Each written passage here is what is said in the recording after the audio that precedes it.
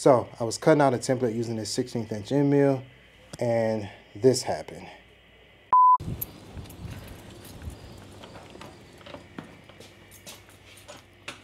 So I'm trying to vlog a little bit more because sometimes it'd be information that I kind of want to get out there to y'all, and it doesn't deserve like a full video for it. So this is going to be the start of that. I do have a package from Amazon, which is another end mill for the CNC machine. Long story short, I've been trying to do some much smaller detailed lettering on the CNC machine, and the smallest bit I have is the 1/8 inch end mill. So I picked up a 16th inch end mill. The part number is 46009-K. I will also have this in the description. This bit is pretty tiny. Now I usually kind of stray away from too small of a bit because you do run into problems with breaking them. For me, I would say probably stay away from downcut bits. They are more prone to breaking than upcuts. This is an upcut bit, but yeah, I think it's just because when it's cutting through the material, it's pulling the chips down. You're recutting material that you've already cut as the end mill goes through the workpiece, so it adds a little bit more stress. Now, them breaking could be user error. You probably need to slow down quite a bit. However, I typically follow the manufacturer feed and speed for my CNC machine, and I have broken an 1/8 inch end mill before. It was a downcut, and it happened a while ago, so I don't exactly remember what my settings were or what the problem was. So I can't really speak on it too much, but I have broken one before. So I typically stay away from downcut bits if I can. But anyway, I'd rather just use an upcut bit. It's a lot more safer. I gotta get the CNC machine cleaned off, and we're gonna fire this up and try to get something cut out. I think I'm gonna try to cut the speeds down quite a bit initially just to see how it reacts to cutting MDF, and then we just gonna go from there. Okay, so hopefully the camera will pick this up, but this is what I'm cutting out. It's gonna be Compulsive Creators, but this is much smaller than it looks on here. So the dimensions are, you know, roughly 14 inches wide by 4 inches tall. So it's pretty small. Typically, if you're using a CNC machine for something this small, you would just engrave it, not do a contour cut for like 3D lettering. But because I have this very, very small bit, I should be able to cut this out no problem. Anytime you are trying to figure out whether or not you can cut something out with a particular end mill, what you can do is use this tool here. You know, select whatever it is you're trying to cut out, which shows up in orange. This is a Carbide Create, by the way. So select whatever you are going to use, which will, you know, show up in orange. And then you would click this tool here, and then your radius is always half of whatever your end mill is. So if you're using, let's say, a 1/4 inch end mill, you would want to put an 1/8 inch in here. Half of a 1/4 inch is an 1/8 inch. So you would put 125, you know, 0.125, which is an 1/8 inch. I don't know if that is focusing on it or not. I sure hope so. I think it is. Anyway, so yeah, you would do that, and then it will adjust your vector to be able to work with a 1/4 inch end mill. So of course, a 1/4 inch end mill is way too big for this. So what's in orange is pretty much what is going to be removed, and then what's in blue here is what it would take in order for a 1/4 inch end mill to cut this. In our case, we are using a 16th inch end mill, so we would do half of a 16th of an inch, which is 0.3125, I believe. So now it'll show you that with a 16 inch end mill, you can cut this out with 0 issues. It does not have to adjust anything. Now, all of these letters will be separate letters. They're not connected. So you do have to keep that in mind.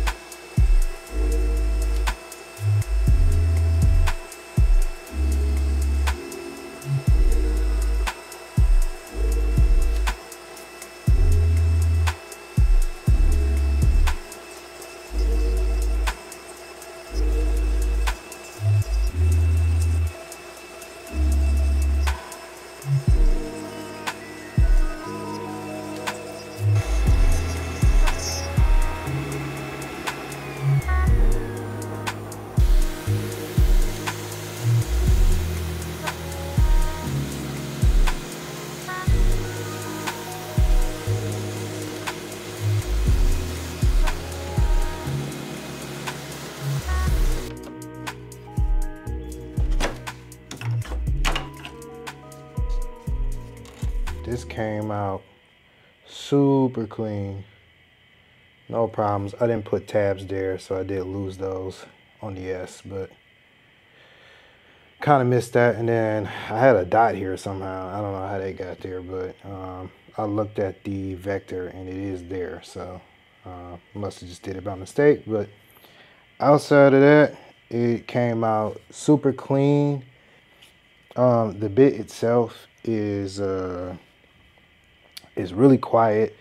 Doesn't make a whole lot of noise. It wasn't scary at all. I mean, I was a little nervous using a small bit like that, but it went right through this MDF with no problem. It wasn't, making any weird noises. It didn't sound like it was struggling or anything like that. Now, to be fair, I used the settings from Amanda Tools that you would use for solid wood. I didn't put the MDF speeds in there just because I like to start off a little bit slower when I first try out an end mill, and then I'll bump up the speed in future projects. But I at least want to get a couple projects out of an end mill before I break it, so I try to be a little conservative at first, and then I'll step it up as needed. Good morning. We are back out in the shop. The other day I cut out some letters for a project I got coming up, and today we're going to work on prepping and painting these. So they still have the tabs and stuff on there that needs to be cleaned up, so I'm going to get to sanding and show you my process for that. So I got a couple tools here that you can use for cleaning up MDF pieces. Chisel is good for getting rid of the tabs. You can just chisel them off. Outside of that, just some simple 220 sandpaper. I have this on a soft pad. And then also you can get some of this stuff, which is kind of expensive, but it works really, really good. This is like a 3M sandpaper, but it's like a soft sponge backed sandpaper. Another thing you could use is these files. You could pick these up at any hardware store, but they're really good for getting into tight spaces. And I am currently testing out a new tool. It's like a little hand sander that'll help out with small pieces like this, but it's made by Microlux. It's like a little small sander. This sort of head at the top oscillates back and forth, and what I did was I glued one of those soft pads to the end of it with some CA glue, and that seems to be working pretty good. But I'll probably do a future video on that and sort of give you my, review on it, I guess. But I've seen a couple people do this, and I thought I would try it out.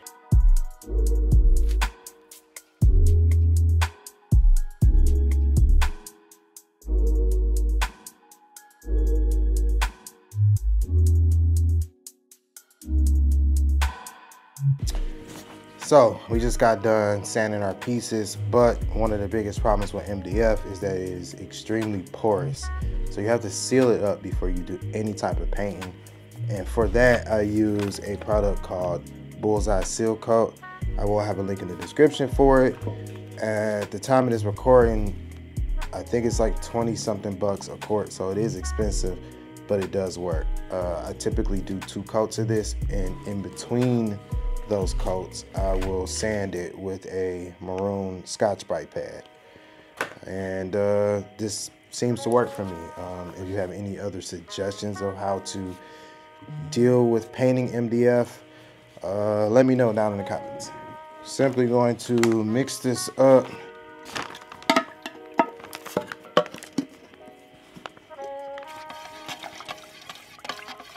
I like to use these foam brushes. You just get that soaked down in there, and then all you do is just start to coat each piece. Probably need to grab a glove so I can actually grab this. And where you really want to focus is the sides. That's what's really gonna soak up the paint. So you really want this to get in there.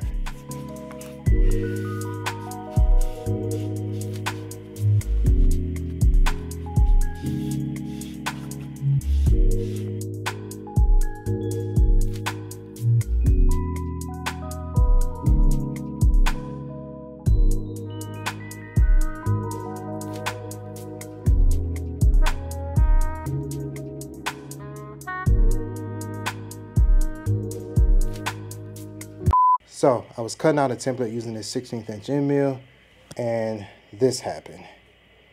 Snapped it off right at the end of the cut, which was the good part about it because I was able to salvage what I was cutting out. Now, like I said before, I have been running this end mill pretty slow.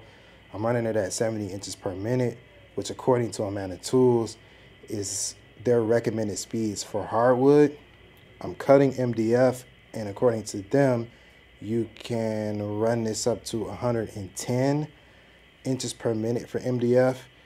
So while I was doing this cut, I bumped it up by 10%, thinking that I had plenty of headroom to speed it up. And obviously that was not the case because it broke. Now, I'm probably gonna reach out to Amana Tools to see if, you know, there's such thing as running it too slow, or, you know, is there something that I'm missing as far as my settings to cause this to happen? I don't know. I really want to figure this out because I really did enjoy being able to cut letters this small. But, you know, the part that sucks about it is every time you break one of these bits, that's 50 bucks down the drain. It's gone. So it's a hard lesson to learn. But I will say this, if it just comes down to the fact that I shouldn't have bumped up the speed, if you're not doing production work, meaning you're not turning out hundreds of the same piece, then there's no point in you trying to speed up a cut to shave, you know, 30 seconds off or to shave a minute off your cut time.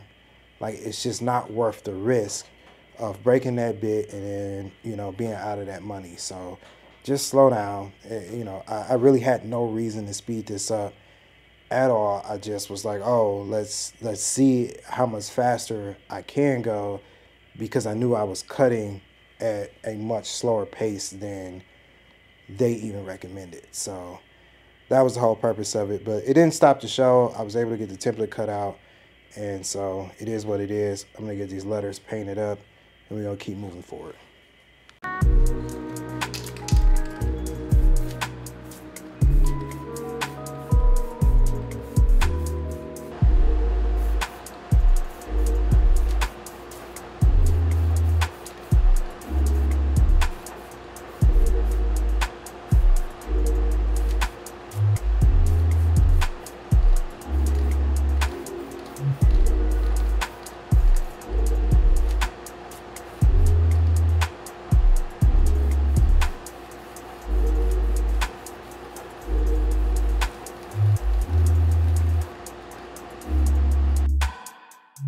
If you made it to the end of the video, hit that like button so this channel can grow. And if you're curious about what project I'm using these small letters on, hit the subscribe button so that you don't miss any of the future uploads.